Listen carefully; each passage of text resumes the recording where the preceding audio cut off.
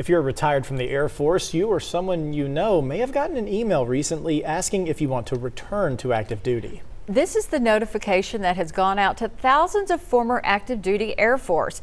It's called the Voluntary Retired Return to Active Duty Program, or VRAD. KTBS 3's TW Star goes in depth on why the Air Force is doing it and what retirees are saying about it. I got an email and a notification saying if you would like to re-enlist. This is the notification that has gone out to thousands of former active duty Air Force. It's called the Voluntary Retired Return to Active Duty Program, or VRAD. It says this opportunity is available to, quote, alleviate manning shortages. I'll pass. This isn't the first time the Air Force has tried to get people who left the force back to active duty. In 2017, President Trump signed an executive order to bring back as many as 1,000 pilots. That program was expanded in 2018, but fell woefully short. According to the Air Force Times, in 2019, there were only 125 applicants. The recruiting numbers aren't as, acceptable as they want. Bolden worked as a recruiter for several years at the Military Entrance Processing Station, or MEPS, in Shreveport.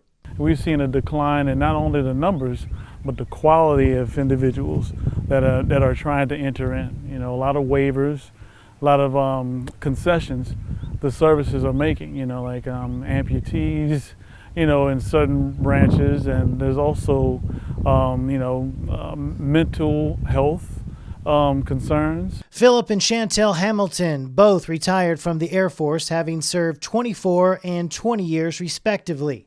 They believe there are some very specific reasons why the Air Force is facing these challenges now. So military is very reactive.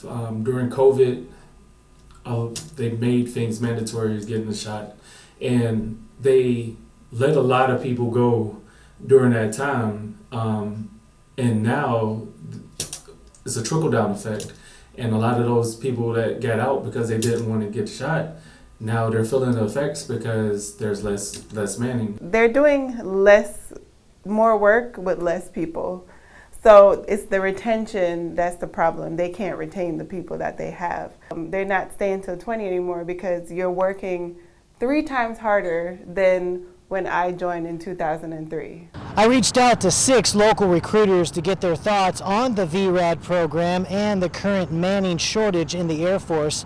My calls were either not returned or I was referred to the Pentagon. Major General Ed Thomas, who was the Air Force's recruiting chief until his recent retirement, told the Air Force Times that, quote, airmen will most certainly be asked to work longer hours, cover more shifts, and make sacrifices in their personal lives to meet the mission demands essential to our national security. The problem and strategy to fix it is not unique to the Air Force. In March of this year, the Army made a similar move called the Retiree Recall Program to try and deal with a shrinking workforce and recruitment woes over the past several years.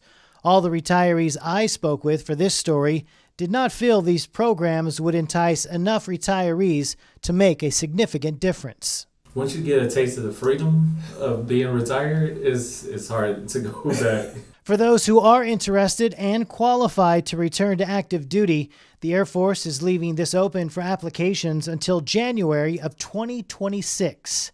TW Star, KTBS 3 News.